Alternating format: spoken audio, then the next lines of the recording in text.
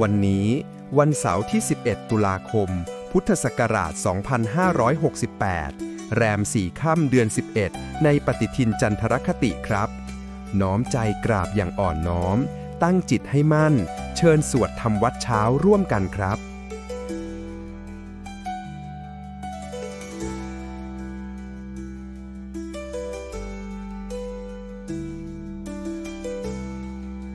อะระหังสัมมาสัมพุทโธภควา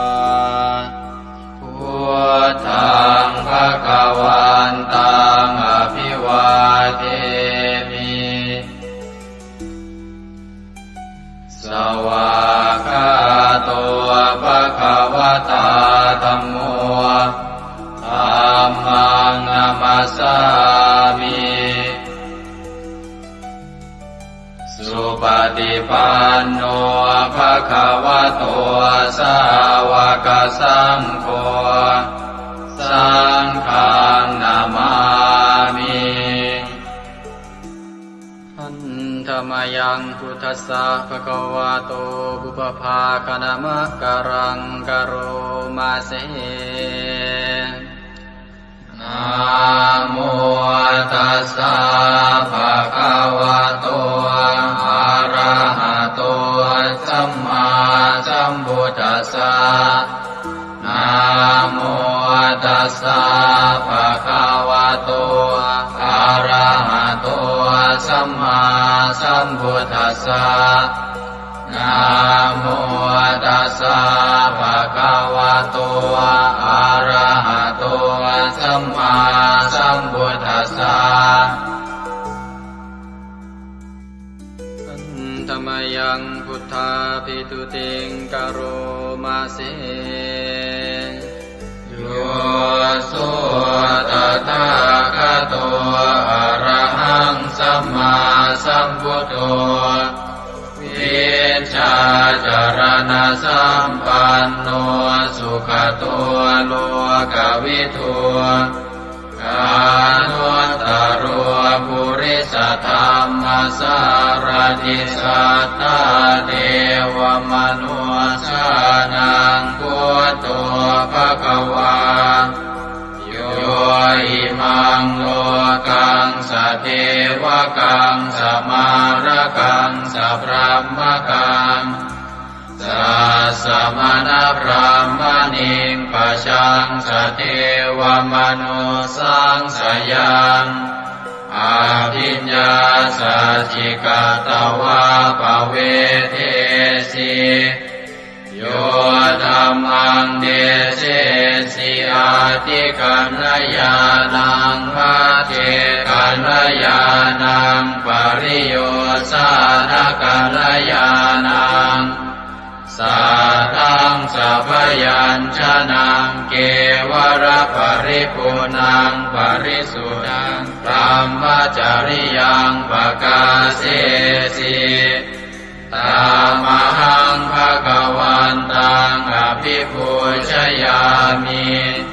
ตามหังภควันตังศิรสานามามิธรรมยังธัมมาภิตุติงกโรมาเสโยโสสวากาโตภควตาธัมโมสันติติโกอาการิโกเอหิปัสสิโกโอปนัยโกปัจจตังเวทิตาโพวินโยหิธัมมังธัมมังอภิปูชยามิธัมมังธัมมังศิรสานามามิหันธรรมยังสังฆาภิตุติงกโรมาเสโยโสสุปฏิปันโนภะคะวะโตสาวกสังโฆอุชุปฏิปันโนภะคะวะโต สาวกสังโฆยายาปฏิปันโนภะคะวะโตสาวกสังโฆสามีจิปฏิปันโนภะคะวะโตสาวกสังโฆยาติทางจัตตาริปุริสยุคานิอัตถปุริสปุคลาเอสะภะคะวะโตสาวกสังโฆอาหุนายโยปาหุนายโยทักขินายโยอัญชลีกรณิโยอนุตตรังปุญญเกตังโลกัสสะตามหังสังฆังอภิปูชยามิตามหังสังฆังศิรสานามามิ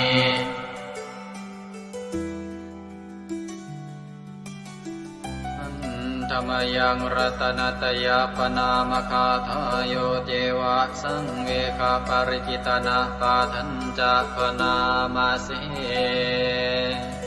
พุทโธสุสุโธกรุณามหันโวโยจันตสุทาภรยานโลจโนโลกัสสะปะปุปกิเลสขาตะโกวันธามิพุทธังอหมาทะเรนตังธัมโมปฏิโพวิยตัสสะสัตถุโนโยมะคคปะกามตะเพทพินนโกโลกุตโรโยจะตถาคติปโนวันธามิธัมมังอหมาทะเรนตังสังโฆสุเกตาภยติเกตสัญญิโตโยตินาสันโตสุขตานุโปทโกโลนาปหิโนอริโยสุเมธาโสวันธามิสังฆังอหมาทะเรนตัง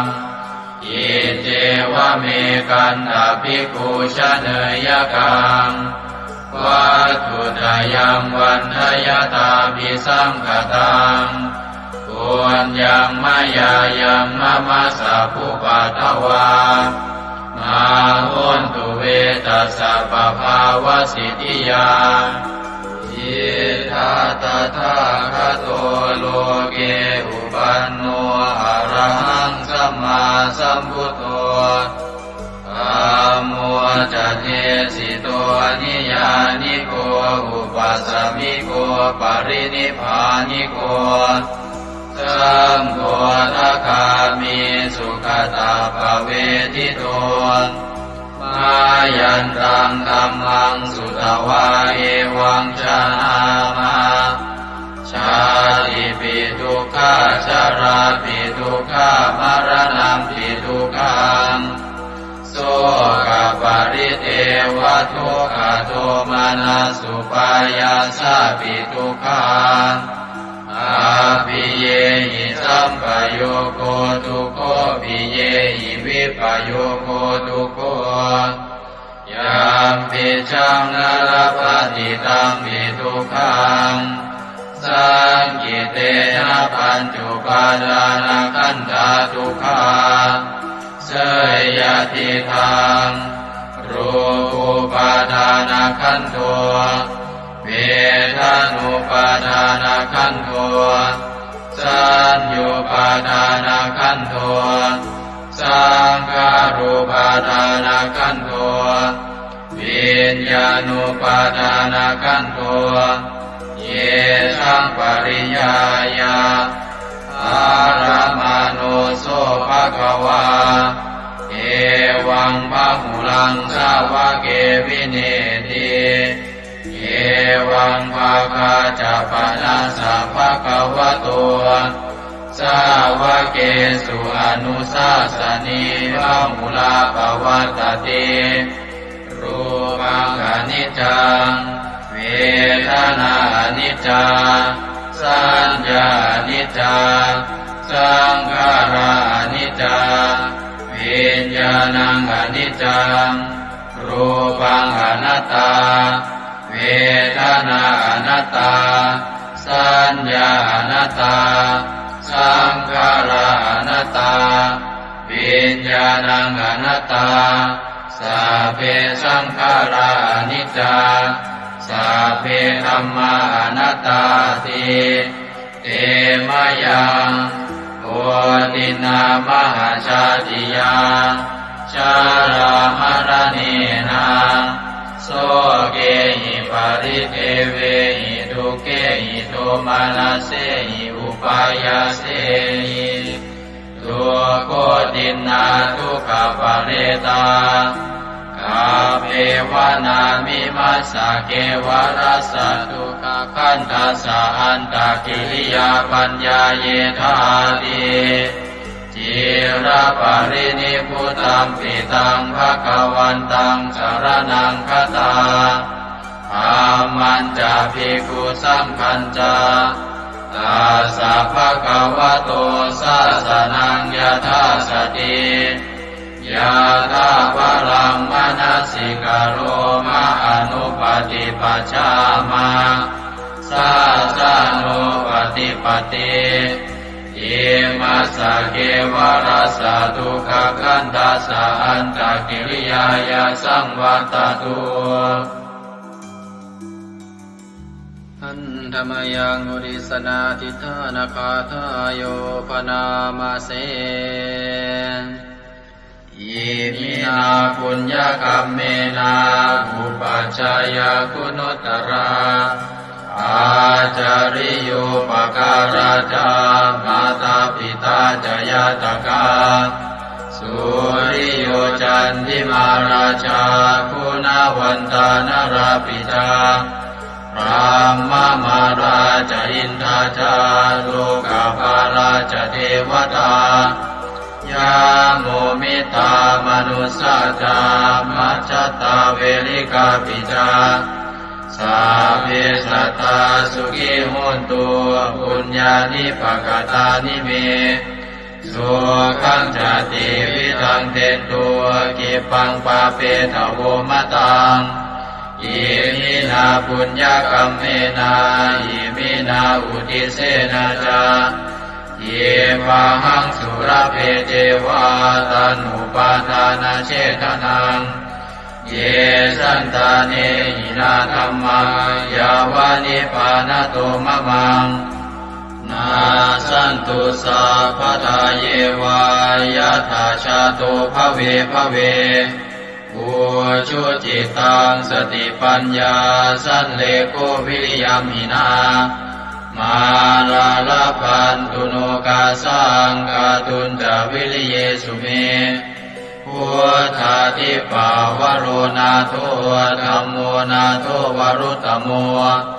นาโทปัจเจกพุทโธจาสังโฆนาโทตโรมะมังเอโสตมานุภาเวนะมาโลกาสังลาพันตุมายาเทวตาสันติวิหารวาสินีทุเปกะเรโวทิกะเรตาหิงตาหิงตาธัมมทานินาภาวันตุปุจิตาโสติงกโรนเตทาวิหารมันทะเลเทราจมาชานาวากาจะภิกขโวสารามิกาธานาปฏิอุปัสสกาคา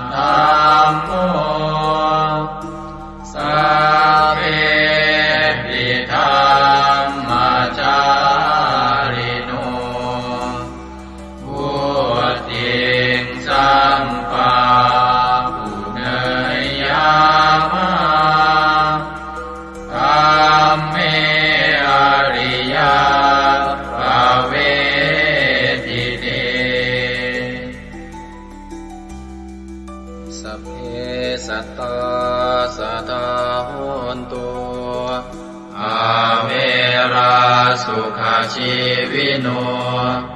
ขอให้สัตว์ทั้งหลายจงเป็นผู้ไม่มีเวรต่อกันและกันจงเป็นผู้ดำรงชีพอยู่เป็นสุขทุกเมื่อเถิดกาทังบุญยังพลังไมหังสัพเพภาคีภวันตุเตขอให้สัตว์ทั้งสิ้นนั้นจงเป็นผู้มีส่วนได้เสวยผลบุญอันที่ข้าพเจ้าได้บำเพ็ญแล้วนั้นเถิด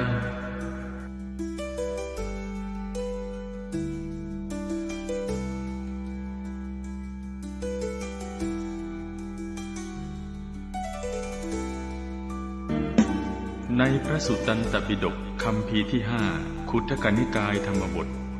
ได้เล่าเรื่องสมเด็จพระสัมมาสัมพุทธเจ้า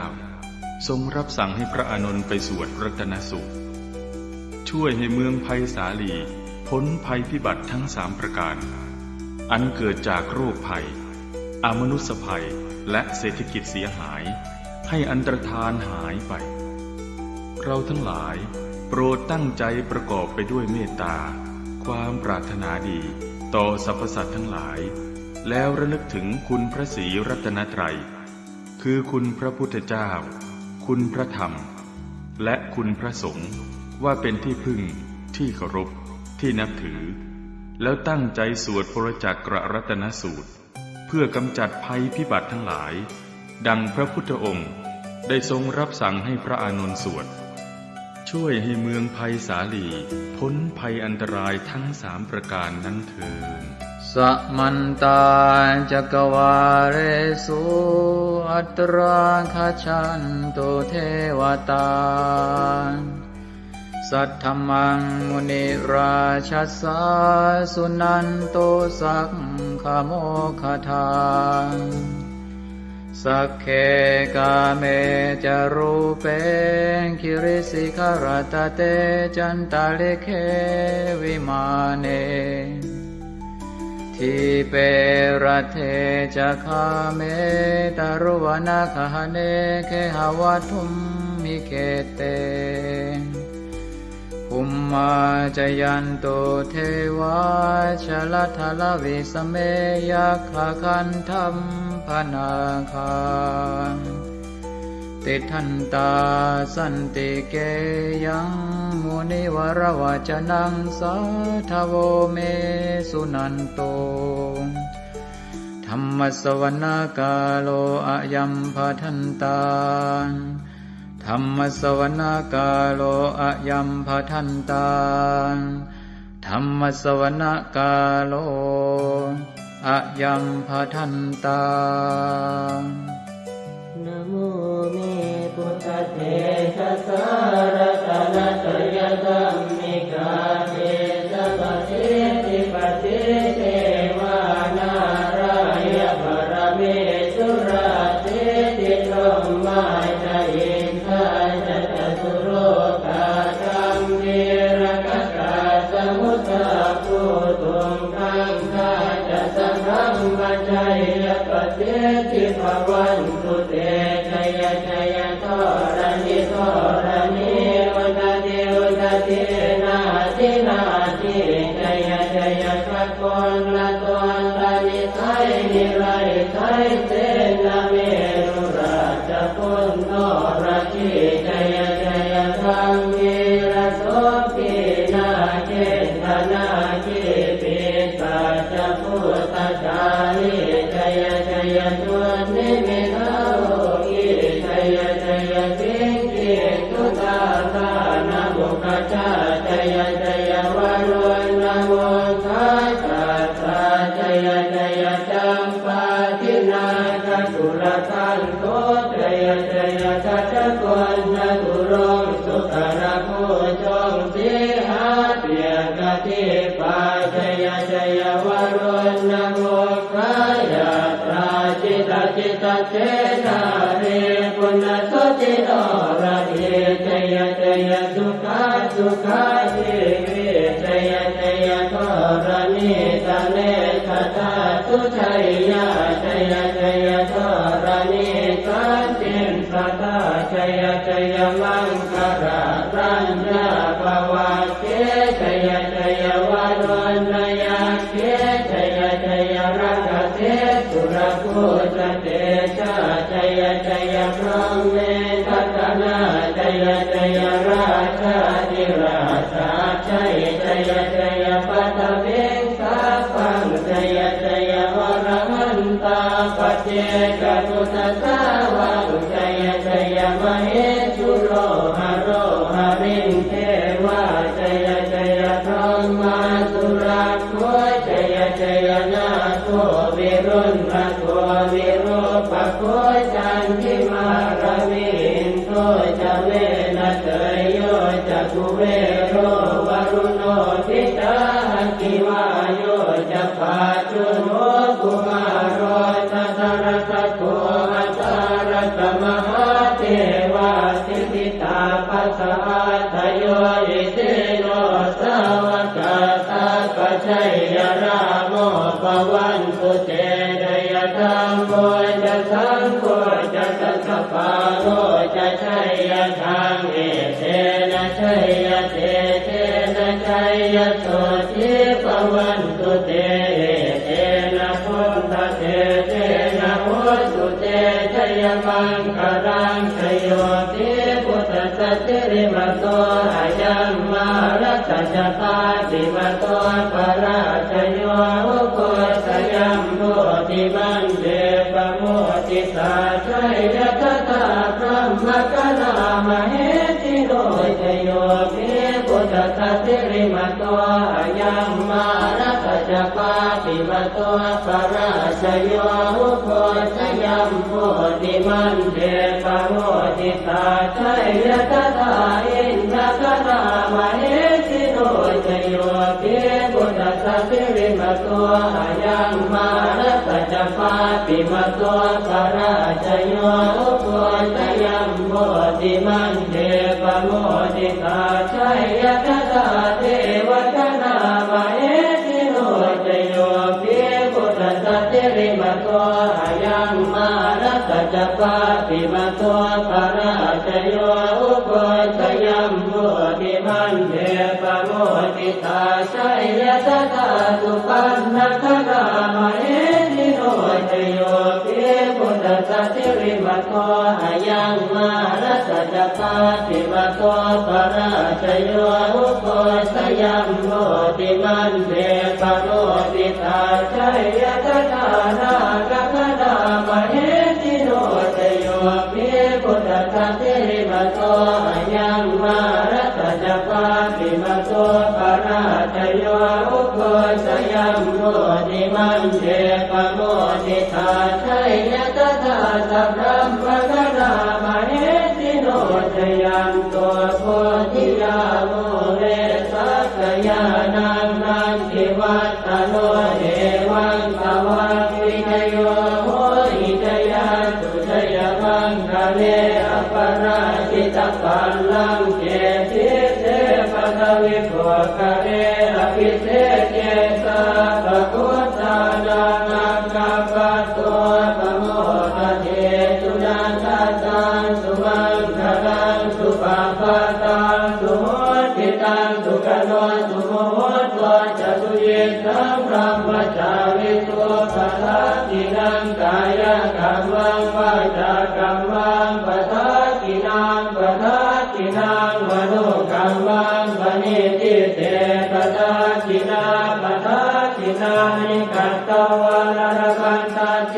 ปัสสะติเมเตอัตรัสสะสุขิตาเวรุณากุตตะสเนอโรคาสุขิตาโหตัสสะสัพเพหิยาติภิกขุนันตัวโกโตเยเทวาสมิทาเนอติรตาติกายุกาสดาโหตัวสุขิตาโหตัวสัพพตารักขันตัวสัพพสัตตารังรักขันตัวจิตสัสสนังยาทาติปัฏนาเตสัสสะเวกุเรนโยมโนรัทายุตกาเลภวันสันตุวัฏสังวัฏสาวลาโรคาจุปัสสวะเตทันนิวาเรนโตจัสสะปตากายสุขังเกเตสุขังวรหันตุ ยัตตารัง โพชังโพสติสังขาโต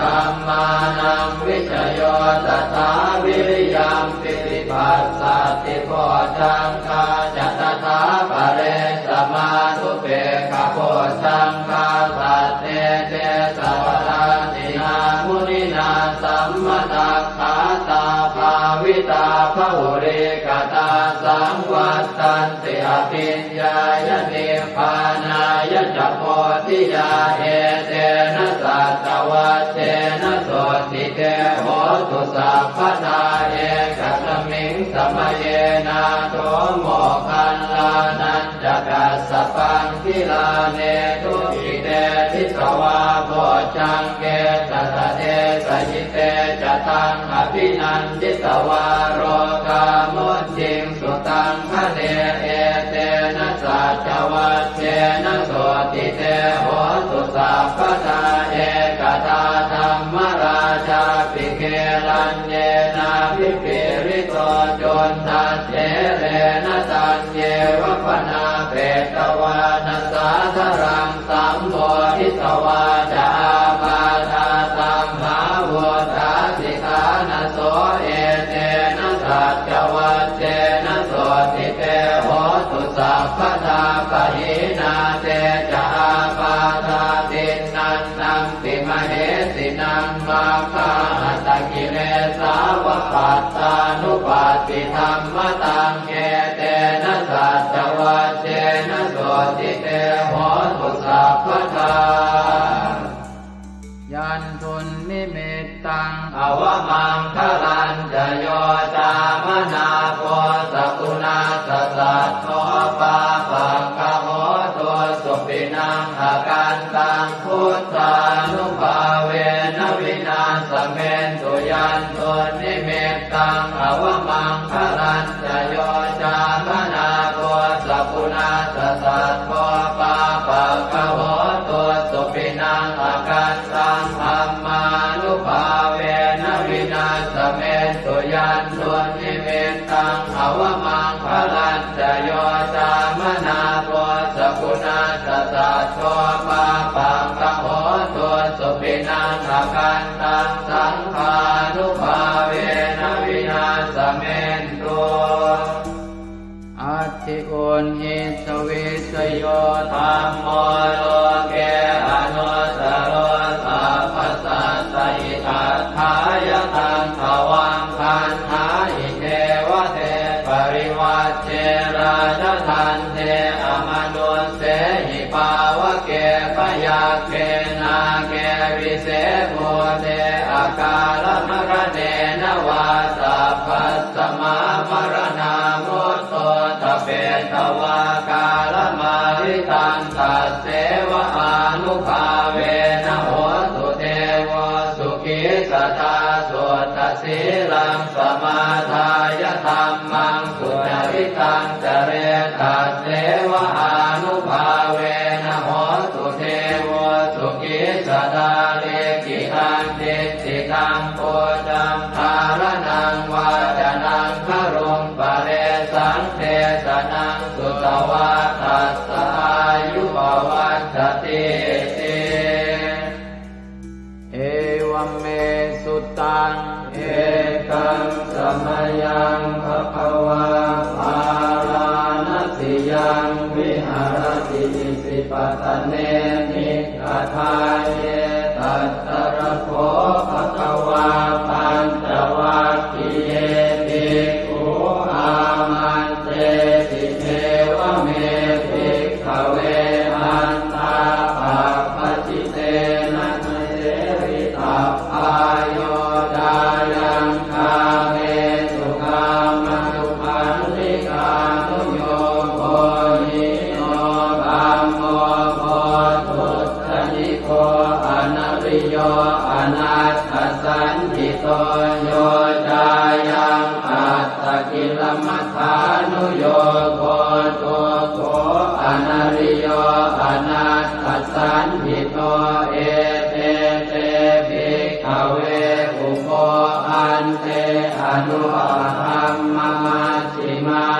ฏิปทาตถาคเต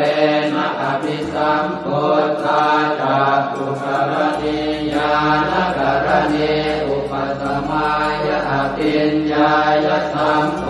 ธายนิพพานายสัมวัตติกตมาจัสสาภิกขเว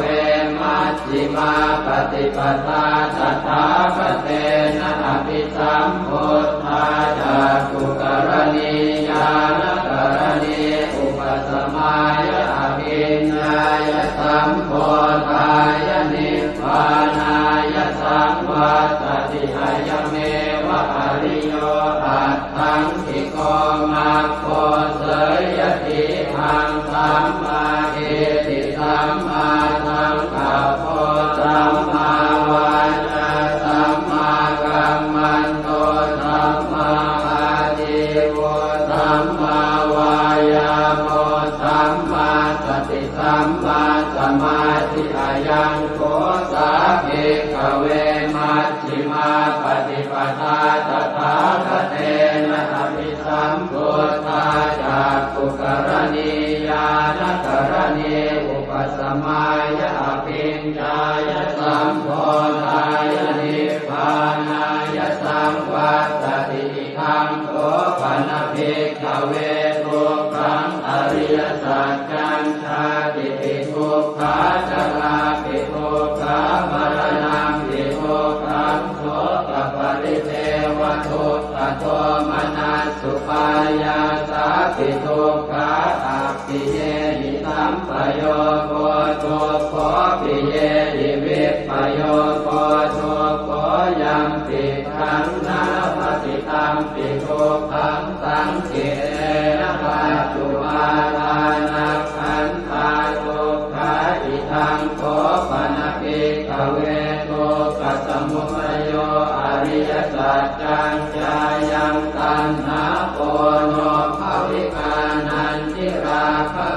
ปนาตัตตระอัตตราภินันทิริเสยติทางกามตัณหาภวตัณหาวิภวตัณหาอิทังโขปนภิกขเว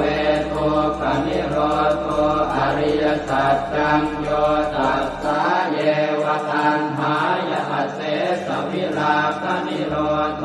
จาโคปฏินิสสะโคโมติอนาลโยอิทังโขปนภิกขเวทุกขนิโรธคามินีปฏิปทาอริยสัจจังอายเมวะอริโยอัตถังคิโยมาโกเส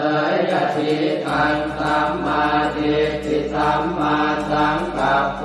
สัมมาวาจาสัมมากัมมันโตสัมมาอาชีวะสัมมาวายาโมสัมมาสติสัมมาสมาธิทังทุกขังอริยสัจจันติเมภิกขเวโภเปอนันโนสุเตสุตัมเมสุจักขุงอุทธปาทิญาณังอุทธปาทิปัญญาอุทธปาทิเวชาอุทธปาทิอาโลโกอุทธปาทิสังโฆปณิทังทุกขังอริยสัจจังปริโยยันติเมภิกขเวโภเปอนันโนสุเตสุตัมเมสุจักขุงอุทธปาทิญาณังอุทธปาทิปัญญาอุทธปาทิเวชาอุทธปาทิอาโลโกอุทธปาทิตังโฆปณิทังทุกขังอริยสัจจังปริญญาตันติเมภิกขเวโภเปอนันโน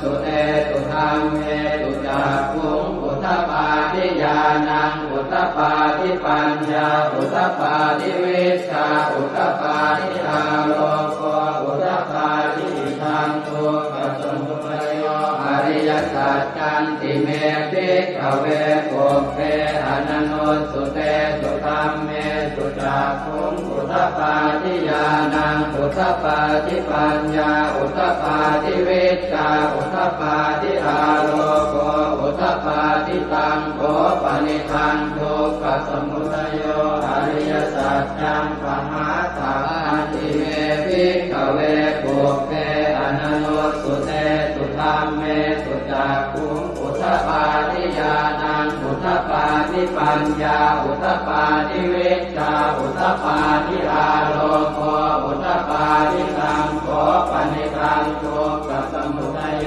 อริยสัจจังอนินันติเมภิกขเวปุเปอนันโนสุเตสุธัมเมสุจักขุงอุทธปาทิญาณังอุทธปาทิปัญญาอุทธปาทิวิชชาอุทธปาทิอาโลโกอุทธปาทิอิทังโตขันนิโรโธอริยสัจจันติเมภิกขเวปุเปอนันโนสุเตสุธัมเมสุจักขุงอุทธปาทิญาณังอุทธปาทิปัญญาอุทธปาทิวิชชาอุทธปาทิอาโลโกอุทธปาทิตังโกปณิทังโกปณิโรโธอริยสัจจังสัจจิกาตมังติเมภิกขเวปุเปอนันโนสุเตสุธัมเมสุจักขุงอุทธปาทิญาณังอุทธปาทิปัญญาอุทธปาทิวิชชาอุทธปาทิอาโลโกอุทธปาทิตังโกปณิทังโกขันนิโรโธอริยสัจจังสัจจิกตังติเมภิกขเวปุเปอนันโนสุเตสุธัมเมสุจักขุงอุทธปาทิญาณังอุทธปาทิปัญญาอุทธปาทิวิชชาอุทธปาทิอาโลโกอุทธปาทิทังโกขันนิโรธคามินีปฏิปทาอริยสัจจันติเมภิกขเวปุเปอนันโนสุเตสุธัมเมสุจักขุงอุทธปาทิญาณังอุทธปาทิปัญญาอุทธปาทิวิชชาอุทธปาทิอาโลโกอุทธปาทิตังโกปณิทังโตขันนิโรธคามินีปฏิปทาอริยสัจจังภาเวตพันติเมภิกขเวปุเปอนันโนสุเตสุธัมเมสุจักขุงอุทธปาทิญาณังอุทธปาทิปัญญาอุทธปาทิวิชชาอุทธปาทิอาโลโกอุทธปาทิตังโกปณิทังทุกขนิโรธคามินีปฏิปทาอริยสัจจังภาวิตันติเมภิกขเวปุเปอนันโนสุเตสุธัมเมสุจักขุงอุทธปาทิญาณังอุทธปาทิปัญญาอุทธปาทิวิชชาอุทธปาทิอาโลโกอุทธปาทิยาวกีวันจะเมภิกขเวอิเมสุจตุสุอริยสัจเจสุเอวันติปริวัตังภวาทสาการังยถาภูตังญาณทัสสนังนัสุริสุทังอโหสิเนวตาวาหังภิกขเวสเทวเกโรเกสมาระเกสธรรมเกสัสสมณธรรมนิยาปัจจา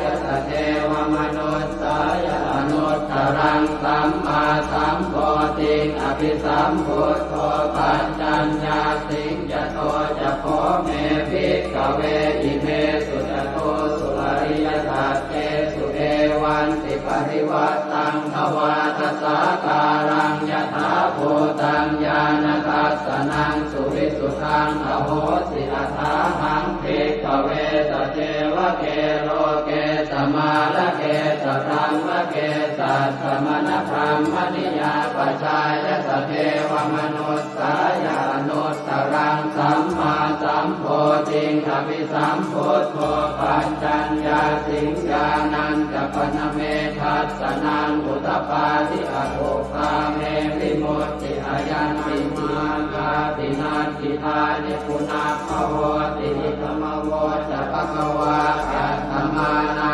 ปัญจวัคคียาเภโคภควโตปาติตังอภินันตุอิมัสสมิงจะวรยากรณัสสมิงปัญญมาเนอายสมโตโกนตัญญาสวิรจังวิธรรมลังธรรมจักขุงอุทธปาทิยังจินจิตสมุทัยธรรมังสัพพันตังนิโรธธรรมันติภวัตติเตจะภควตาธรรมจักเกภูมาเทวาสัตตมนุสสาเวสุเอตัมภควตาภาลานติยังอิสิปตเนมิกทาเยอนุตตรังธรรมจักกังภวัตติ ติตังอัปปติวัตติยังสัมมเนนวาพรหมเนนวาเทเวนวามาเรนวาพรหมุนาวาเกณทิวาโลกัสมินติภูมิมานันเทวานังสัตตังสุตวาจาตุมมหาราชิกาเทวาสัตถมนุสสาเวสุงจาตุมมหาราชิกานังเทวานังสัตตังสุตวาตาวติงสาเทวาสัตถมนุสสาเวสุงตาวติงสานังเทวานังสัตตังสุตวายามาเทวาสัตถมนุสสาเวสุงยามานังเทวานังสัตตังสุตวาตุสิตาเทวาสัตถมนุสสาเวสุงตุสิตานังเทวานังสัตตังสุตวานิมมานรติเทวาสัตถมนุสสาเวสุงนิมมานรตินังเทวานังสัตตังสุตวาปรนิมมิตวะสวัสดิเทวาสัตถมนุสสาเวสุงปรนิมมิตวะสวัสดินังเทวานังสัตตังสุต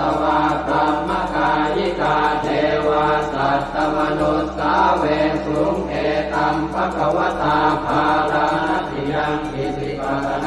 มิกทาเยอนุตตรังธรรมจักขังภวัตติตังอัปปติวัตติยังสัมมเนนวาพรหมเนนวาเทเวนวามาเรนวาพรหมุนาวาเกณทิวาโลกัสมินติอิติหะเตนะคะเนนะเตนะโมโหเตนะยาวะพรหมโลกาสัตโตอโภคาสิอายัญจะทัสสะหัสสีโลกธาตุสังกัปปิสัมปะกัปปิสัมภเวทิอัปปมาโนจะโอลาโลโอปาโสโลเกปาตุละโหสิอติกัมเมวะเทวานังเทวานุภาวังอัตโขภควาอุทานังอุทาเนติอัญญาสิวัตโพโกทัญโยอัญญาสิวัตโพโกทัญโยติติทังอายสมัตโตโกทัญญาสอัญญา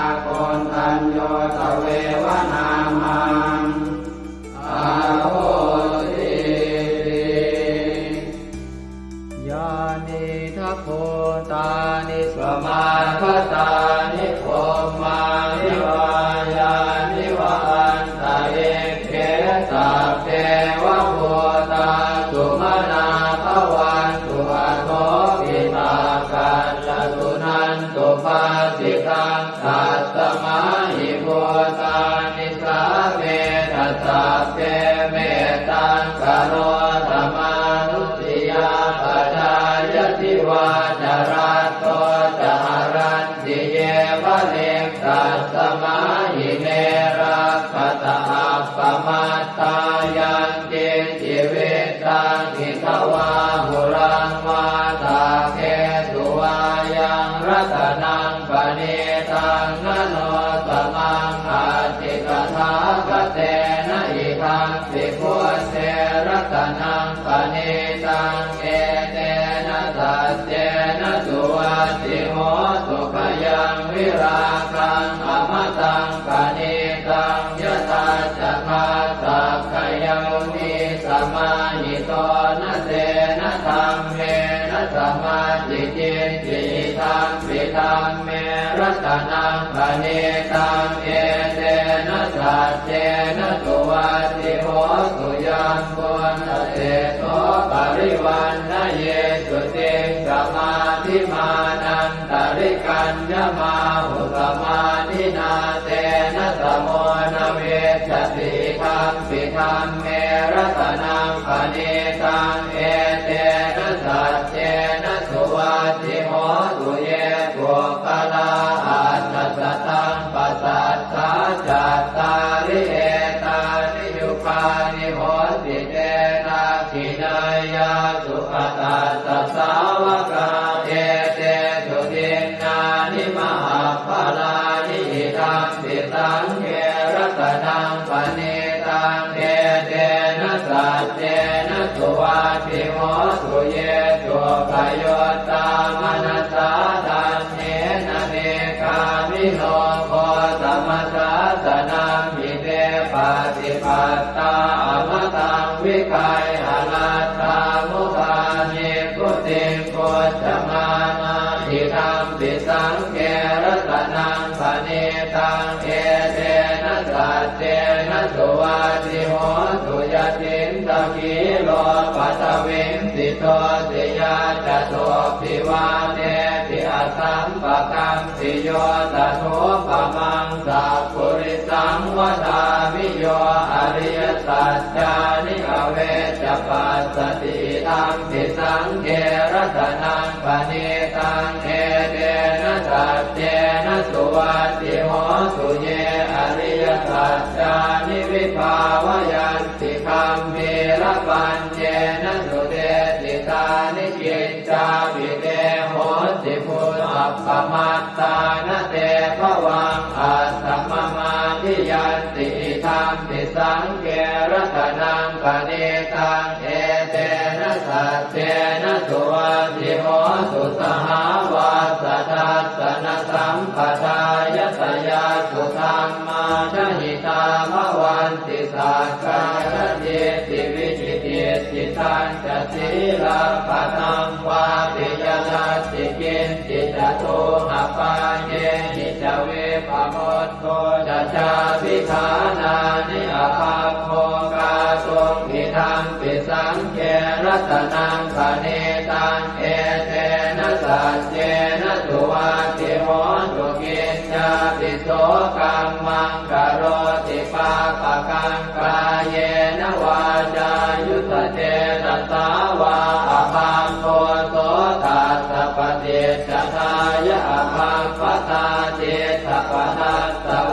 ตาริธรรมปิสังเกรัตนังปณิตังเอเตนะสัจเจนะสุวัติโหตุวนาปะโคมเกยถาโคสิตาเกกิมมานามาเสปัตมังสมิงกิมเหตโตปะมังธรรมวรังอเดสยินิพพานคามิงปรมังหิตายะหิธรรมปิพุทเทรัตนังปณิตังเอเตนะสัจเจนะสุวัติโหตุวโรวรัญโยวรโตวราหะโรหะโนตโรธรรมวรังอเดสยิธรรมปิพุทเทรัตนังปณิตังเอเตนะสัจเจนะสุวัติโหตุขีนังปุรานังนวังนาจิสัมภวังวิรัตติตายติเกภวัสสมิงเตกีนาหิจาอวิรุณนิจันทาเนพันติทิรายถายังปฏิโพธิธรรมปิสังเกรัตนังปณิตังเอเตนะสัจเจนะสุวัติโหตุญาณิทัพโพธานิสมาคตานิพมมานิวายานิวะอันตะเนเกตถาคตังเทวมนุสสโพธิตังพุทธังนามัสสามะสุวัติโหตุญาณิทัพโพธานิสมาคตานิพมมานิวายานิวะอันตะเนเกตถาคตังเทวมนุสสโพธิตังธัมมังนามัสสามะสุวัติโหตุญาณิทัพโพธานิสมาคตานิพมมานิวายานิวะอันตะเนเกตถาคตังเทวมนุสสโพธิตังสังฆังนามัสสามะสุวัติโหตุกะกรณียมัตถกุสเลนะยันตังขันตังปะทังอภิธเมตตาโกอุโชตัสสุโชตัสสุวัโชตัสสะมุตุอนัตติมานิสันโตสะโกตัสสุภโรจะอาปะกิจโตจะสันละอุกโวติสันตินทริโยจะนิกะโค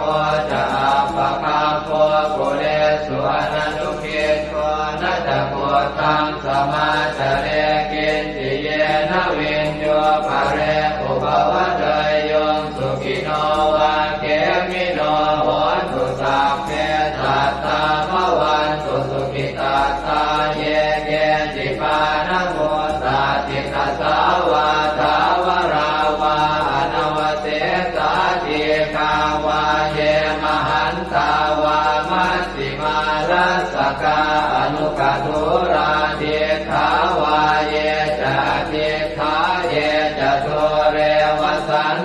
วิตุเรปุตาวาสัมภเวสีวาตาเพ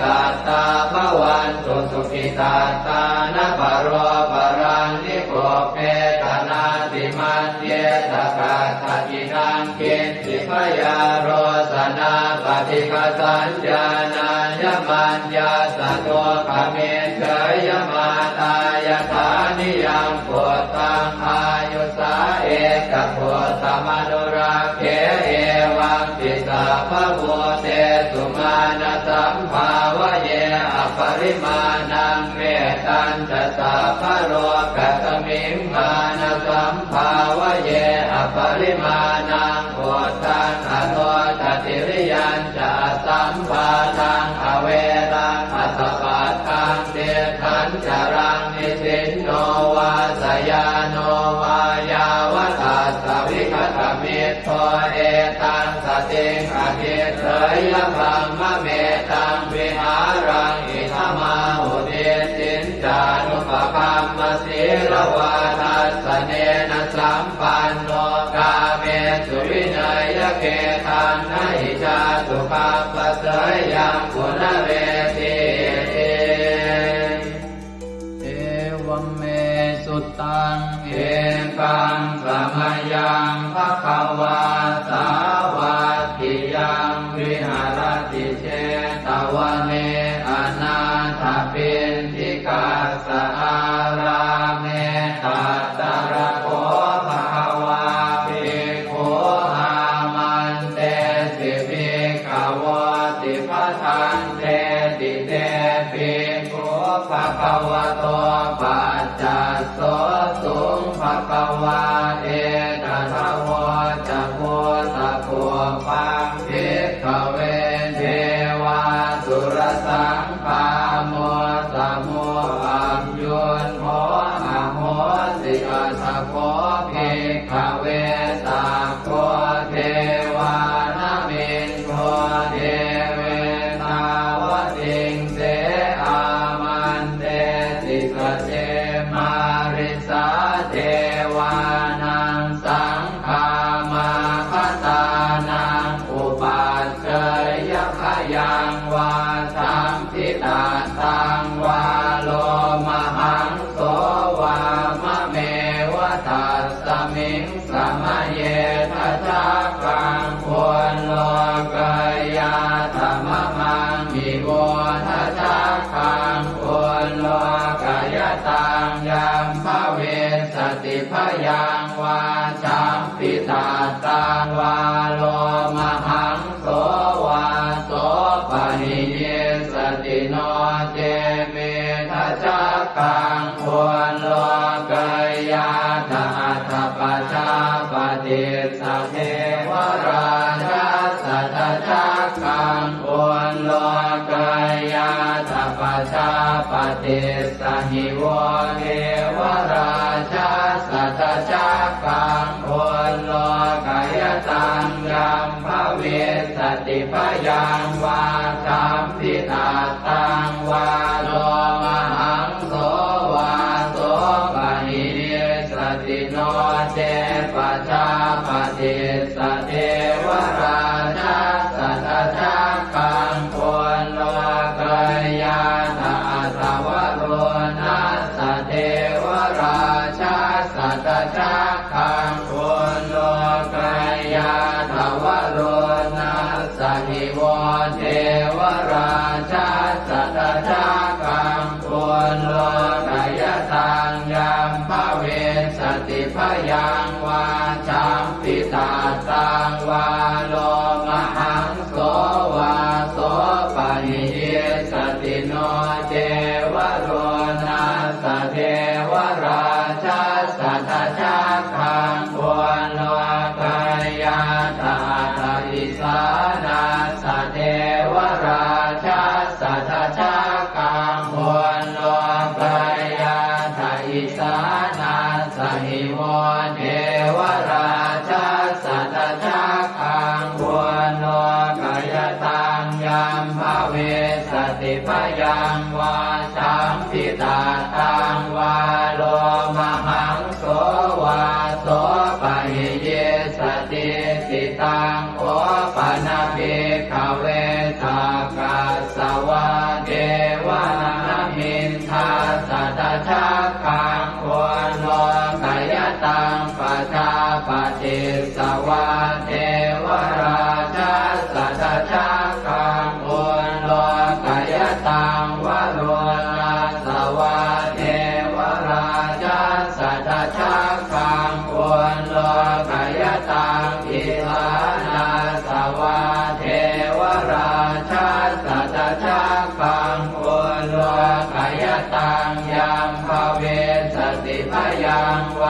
สัมพิตาสังวาโลมหังโสวาโสปะหิทาปิโนปิปะหิหังกิสเหตุสักโคหิภิกขเวเทวานมินโทอเวตาราโมอเวตาโทโสอเวตาโมโหปิรุณาภิอุตราสิปะลาเยติอาหันจะโพภิกขเวเอวังวะกามิสเจตุมหากังภิกขเวอรัญญคตานังวารุขโมลคตานังวาสุญญาภารคตานังวาอุปัชฌยพยังวาจัมปิตาสังวาโลมหังโสวามะเมวะตัสสมิงสมะเยอนุสรยานาอิติปิโสภะคะวาอะระหังสัมมาสัมพุทโธวิชาจารณะสัมปันโนสุขโตโรภวิโตอนุตตรปุริสธรรมสารพิสัทธาเดวมนุสสานังพุทโธภควาติมะมังมิโวภิกขเวอนุสรตังยัมภเวสติพยังวาทัมพิอาตังวาโลมหังโสวาโสปะหิเยสติโนเจมังอนุสรยาทาทธรรมังอนุสรยาทัสสวาภาโตภควตาธัมโมสันจิติโกอาการิโกเอหิปัสสิโกโอปนัยโกปัจจตังเมริตาโกเวนโยหิติธัมมังนิโวภิกขเวอนุสรตังยัมภเวสติพยังวาสัมพิตาตังวาโลมหังโสวาโสปะหิเยสติโนเตธัมมังอนุสรยาตถาสังฆังอนุสรยาตสุปฏิปันโน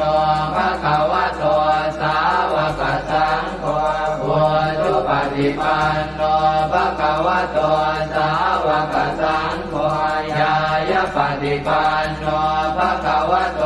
สาวกสังโฆสามีจิปฏิปันโนภะคะวะโตสาวกสังโฆยะติทานจัตตาริปุริสายุคานิอัตถปุริสปุคลาเอสัพพะวะโตสาวกสังโฆอาหุนายโยปาหุนายโยทักขินายโยอัญชเรกรณิโยอนุตตรังปุญญเขตังโลกัสสาติสังฆังนิโวภิกขเวอนุสรตังยัมภเวสติพยังวาสัมพิตาตังวาโลมหังโสวาโสปะหิสติตังกิสเหตุตถาคโตหิภิกขเวอรหังสัมมาสัมพุทโธเวตาราโมเวตาโตโสเวตาโมโหอภิโรอัสสัมเดอนุสราสิอัปาราเยติธัมมโวจะภาควาอิตังวัตตวานตุภะโตยะถาอารังเอตถะโวจะสัทธาอารัญเยโรคโมเรวาสุญญาภาเรวะภิกขโวอนุสเรทสัมพุทธังพยังตุมหากโนติยาโนเนพุทธังสรยาชโลกเจตังสราสปังอาธรรมังสรยาธนิยานิกังสุเทจิตังโนเจธัมมังสรยาธนิยานิกังสุเทจิตังอัต ตังอนุสารังเอวังพุทธังสรันตานังธัมมังสังฆังจะภิกขวพยังวาจัมพิตาตังวาโลมหังโสรหิสจิติเวปัสเสสนมาตุจักขุมาตาสสิเรมะโตสิกิตปินามาตุสัพพะโพธานุกัมปิโนเวสะโพสนามาตุนะหาตกาสัตตปัสสิโนนามาตุกะปุสันทัสสมารเสนาปมาทิโนโพนามมนาสนามาตุพระมนาสวุสีมโตกาสปัสสนามาตุเวภาวตัสสะสัพพะเทอังเกรสัสสนามาตุสักกายโพตัสสะติเรมะโตโยอิมังธัมมะมะเทเตสิสัพพะทุกขาปโนทนังเยจาปิเนพุทธาโรเกยถาภูตังวิปัสสิสุงเตชนะอภิสุนามหันตาเวตัสสารธาหิตังเทวมนุสสานังยังนามัสสันติโกตมังเวชาจารณสัมปันนังมหันตังเวตัสสารทังนะโมเมสัพพะโพธานังอุปันนานังมเหสินันตันหังกโรมหาวีโรเมทังกโรมหายโสสรนังกโรโลกหิโตทิปังกโรชุตินทโรโคทัญโยชนะปาโมโคมังคโลปุริสาสะโพสุมโนสุมโนติโรเรวะโตรติวัตโนโสภิโตคุณสัมปันโนอโนมัสสิชโนตโมมัทุโมโลกปัจโชโตนารโตวรสารถิปทุโมตโรสัตตสารโรสุเมโตอัปปติโภคะโลสุชาโตสัพพะโลกาโคปิยทัสสินาราสะโพอัตถทัสสิการุณิโกธัมมทัสสิธรรมโมนุโตเสทัสโตอัตตโมโลเกติโสจวัฏตังวโรกุโสจวรโตพุทโธวิปัสสิจานุปโมสิกิสัพพหิโตสัทธาเวสะโพสุขทายโกกัปปุสันโทสัตวาโหโกนาคมโนลนันทโหกัสสะโพสิริสัมปันโนโพตโมสักกายพงขโวเอเตจันเยจะสัมโพธาอเนกสัตตโพตโยสัพเพพุทธาอัสมาสมาสัพเพพุทธามหิติกาสัพเพทัสสะโลเวนาเวนารัสเสหุปาคตาสัพเพเตปฏิชานันติอาสะพันธานโมตตมังสีหนาทังนาทันเตเตปริสาสุวิสารธาพรหมจักกังภวัตเตติโลเกอัปปติวัตติยังอุเปตาพุทธธรรมเมหิอัตถารหินายกาภวัตติสลักขโนเปตาสิตยานุพยัญชนะธราพยามาปภายสุปภาสัพเพเตมุนิกุญชราพุทธาสัพพัญยุโนเอเตสัพเพกีนาสวาทินามหาปมามหาเตจามหาปัญญามหาพลามหาการุณิกาธีราสัพเพสานังสุขาวหาทีปานาทาปฏิทาจทานาเลนะจะปานิดังข ติปันโทมหัสสะสะสารนาตหิเตสิโนสะเทวกัสสะโลกัสสะสัพเพเอเตปรายนาเตสาหังศิลสาปาเทวันทามิปุริสุทธเมวัตสามนัสสะเจววันทาเมเตตถาคเตสยเนอาสเน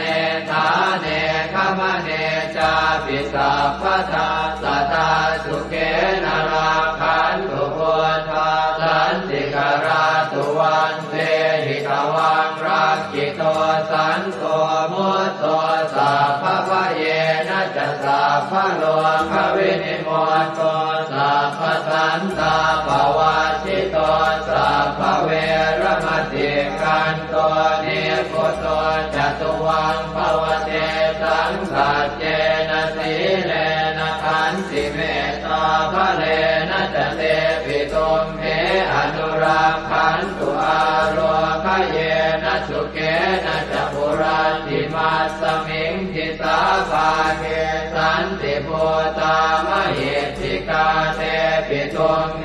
อนุรักขันตุอาโรคเยนะสุเกนะจะทักขินัสสมิงทิสาภาเกสันติเทวามเหติกาเตปิตุมเหอนุรักขันตุอาโรคเยนะสุเกนะจะปัจฉิมัสสมิงทิสาภาเกสันตินาคามเหติกาเตปิตุมเหอนุรักขันตุอาโรคเยนะสุเกนะจะโหตรัสสมิงทิสาภาเกสันติยาคามเหติกาเตปิตุมเหอนุรักขันตุอาโร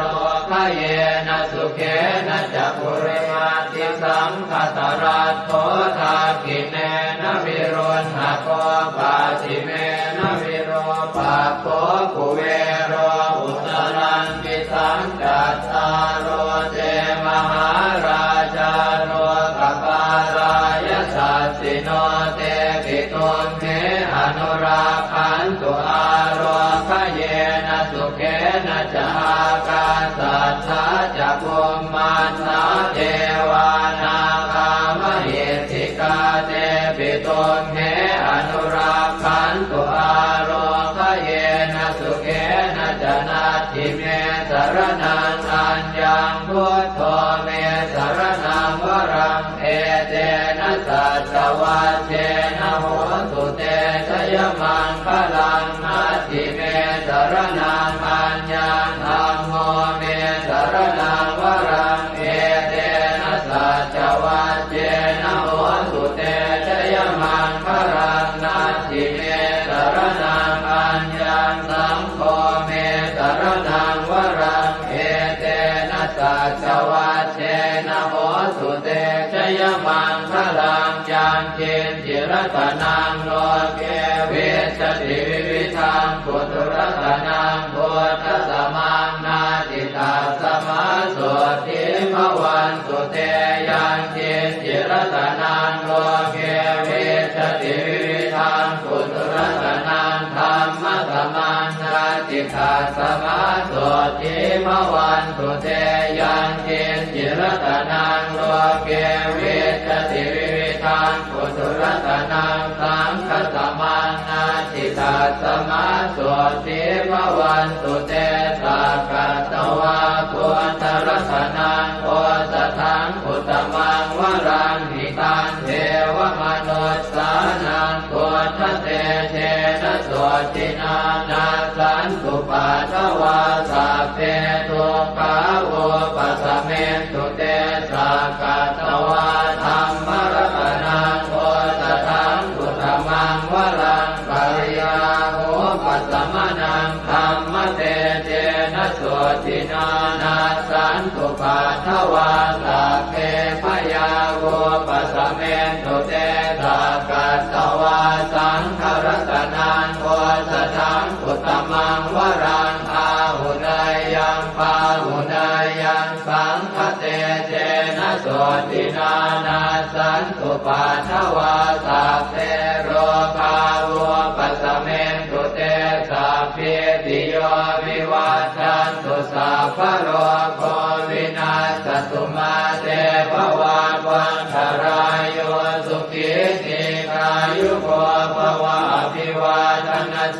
เรสเนจังวุธาปจายโน